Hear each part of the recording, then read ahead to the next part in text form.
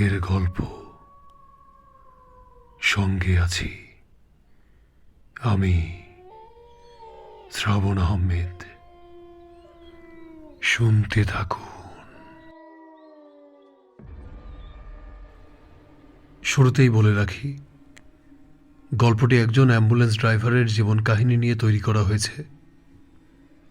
আজ আমি আপনাদেরকে যে ঘটনার কথা বলবো, সেটা একজনের অ্যাম্বুলেন্স ড্রাইভিং জীবনের শুরুর দিকের কথা। রাত তখন প্রায় 2টা। চারদিকে গাঢ় অন্ধকার আর পিনপতন নীরবতা।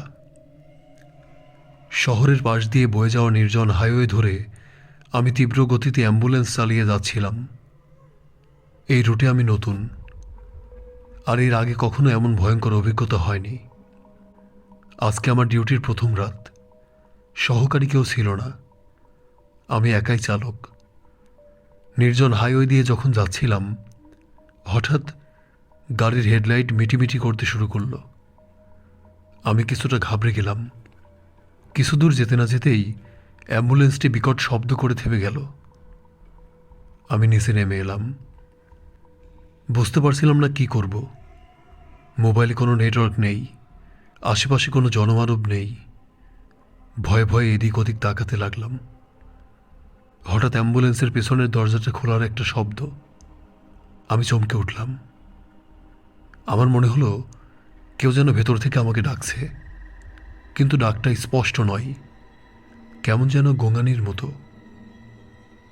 সাবধানে অ্যাম্বুলেন্সের পেছনের দিকে এগিয়ে গেলাম। ভয়ে আমার বুক ধড়ফড় করছে। আমি দরজাটি খুলতেই ভেতরে একটা সাদা কাফনে মোড়ানো লাশ দেখতে পেলাম। লাশটি স্ট্রেচারের উপর শোয়ানো ছিল, কিন্তু সেটা যেন একটু নড়ে উঠল। আমি ভয়ে চিৎকার করে উঠলাম। অ্যাম্বুলেন্স থেকে দৌড়ে পালাতে চাইলাম, কিন্তু আমার শরীর যেন অবশ হয়ে গিয়েছিল। এক পাও নড়তে পারলাম না। হঠাৎ সেই লাশটা নড়ে উঠল এবং ধীরে ধীরে উঠে বসল। আমি ভয়ে চোখ বন্ধ করে ফেললাম। আমার মনে হলো কেউ যেন আমার দিকে এগিয়ে আসছে। নিঃশ্বাসের শব্দ স্পষ্ট শুনতে পাচ্ছিলাম। আমি চোখ খুলতে দেখলাম সেই কাফনে মোড়ানো আকৃতিটা আমার ঠিক সামনে দাঁড়িয়ে আছে। তার মুখটা বীভৎস দেখাচ্ছিল, চোখ কোটরে ঢোকা, ঠোঁট দুটো ফাঁকা। লাশটা আমার দিকে শীতল শুকনো হাত বাড়িয়ে দিল। আমি ভয়ে জ্ঞান হারালাম।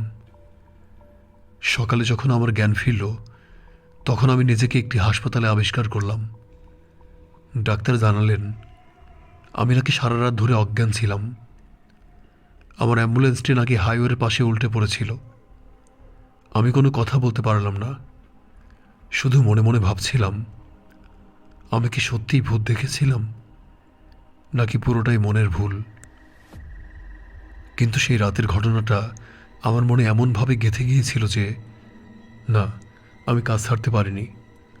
পেটের দায়ে আবার স্টিয়ারিং ধরতে হলো, কিন্তু আমি জানতাম এটি ছিল কেবল শুরু। সেই রাতের পর থেকে আমার অ্যাম্বুলেন্স ড্রাইভিংয়ের জীবনটা যেন একটার পর একটা ভয়ঙ্কর অলৌকিক ঘটনার চাদরে মুড়ে গিয়েছিল।